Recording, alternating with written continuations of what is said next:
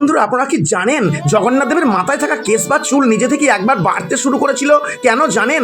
এক কাহিনী থেকে জানা যায়, ভগবান জগন্নাথ দেবের মন্দিরে মহাপাত্র নামে এক ব্রাহ্মণ ভগবান জগন্নাথ দেবের পূজা করতেন। প্রতিদিন পূজার শেষে জগন্নাথ দেবকে নিবেদন করা মালা ভগবানের গলা থেকে খুলে পুরীর রাজাকে উপহার দিতেন। পুরীর রাজার সেই মালা পরিধান করতেন।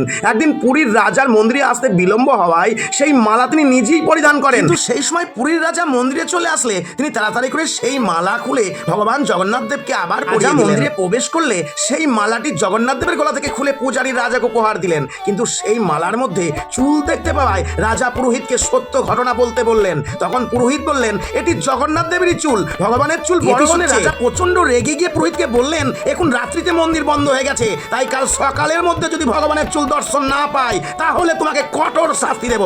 এই কথা শুনে ব্রাহ্মণ ভগবানের কাছে ক্ষমা চেয়ে তার সম্মান বাঁচানোর জন্য সারা রাতি মন্দিরের মধ্যেই কাঁদতে থাকলেন। সকালে রাজা যখন মন্দিরে প্রবেশ করেন তখন রাজা দেখলেন সত্যিই জগন্নাথ দেবের চুল এত বৃদ্ধি পেয়েছে যে নিচে সিংহাসন পর্যন্ত চলে এসেছে।